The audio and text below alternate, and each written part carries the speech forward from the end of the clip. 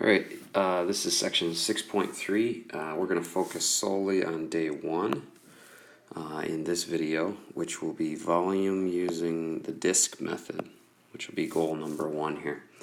So I'm going to look down at this visual that I've drawn here, and how would I find the volume of this cylinder? Well, what I could do is I could break it up into a bunch of smaller cylinders, right? And if I could find the volume of each of those cylinders, I could add them all up. Right, and I can add them all up and I'd have the volume of the large cylinder. So how would I find the volume of this smaller cylinder? Well, I'd have to find the area of the surface here of the base and then multiply it by the height. Right? So my area function is pi r squared, and the width or the height of that disk right there, right, this is just a disk, is going to be dx. All right, and this comes with us when we get to finding the volume of some kind of revolution. So take, for instance, this function, whatever it might be. Obviously, it's linear, so it might be f of x equals, I don't know, let's say 3. And if we revolved that around the x-axis, right, what we'd be doing is we'd ultimately be creating a cylinder. And the radius of that cylinder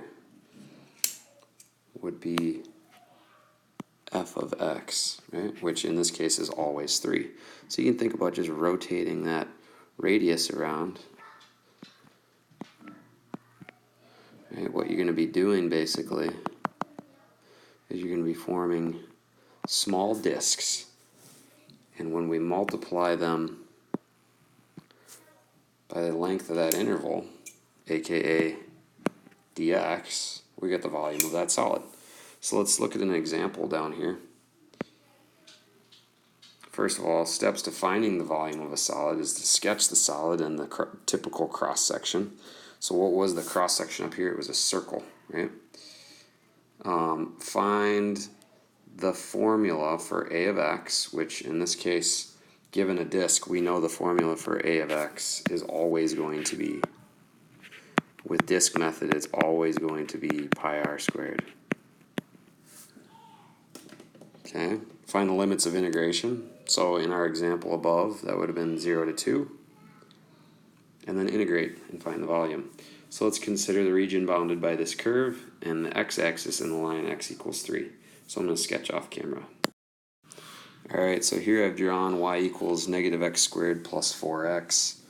I've got the x-axis, which we're going to revolve this around. And I got x equals 3, right? So I'm going to revolve that function around x equals 0 up to, or y equals 0 up to x equals 3. So I'm going to be creating disks. Right? Many disks along the way.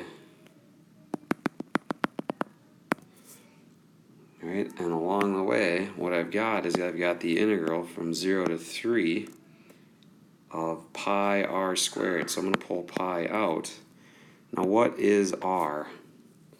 R is the distance from there to there, which in essence is whatever our y value is.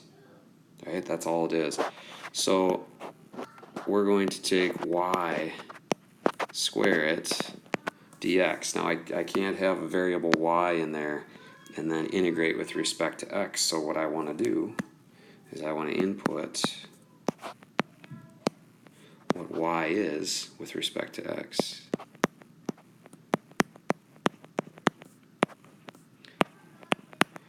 And of course at this point, right, I would probably use my calculator if I were you. I'd use your calculator. And don't forget, one of the biggest mistakes that I see is that students forget to multiply by pi after they integrate. Alright, one other thing that I almost got sniped by right here, that should be squared as well, right? So we got to take our r value, square it, multiply it by pi, and integrate on that interval.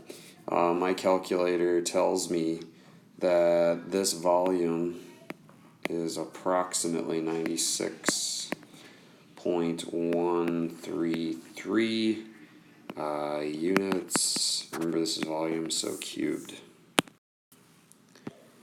Alright, let's consider the region bounded by the hyperbola x equals 2 over y. The line y equals 1, the line x equals 0, and the line y equals 4, revolved around the y-axis. Okay, so now you got to be careful with how you orient yourself. So let me sketch this. Okay, so I've sketched my function.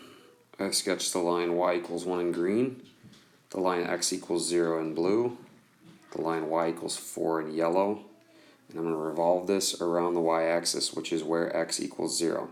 So the area that I'm looking to revolve is that.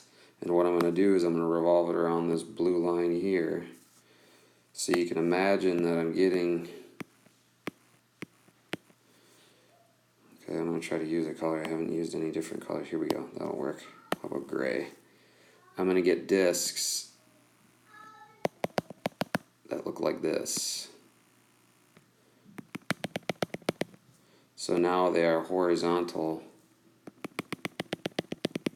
to the x-axis, and the radius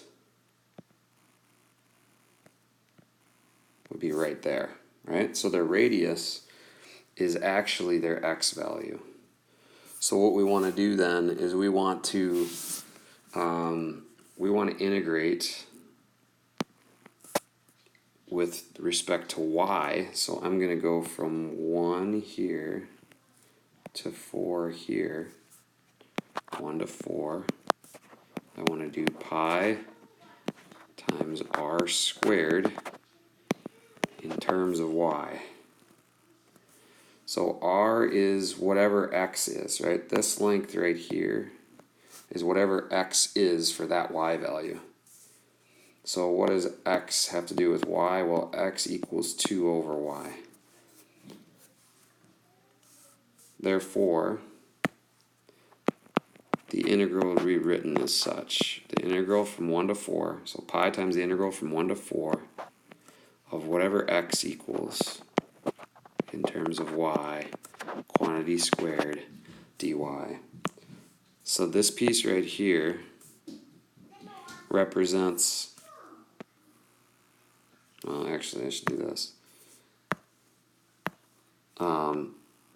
Pi times, so ignore the integral sign for a second, pi times that squared represents the surface area of any one of these small discs. So that would be like, area of the base, right? Times this dy, which represents the height, which when we sum all these up, all that the integral is summing them up, right? Summing them up from n equals 1, or excuse me, x equals 1 up to this position of 4, right? And so then we'll have our volume. So if you take your calculator, right, and we evaluate this, we can find the volume as this is revolved around the y-axis. I'm going to do that off camera. And it looks like I get a volume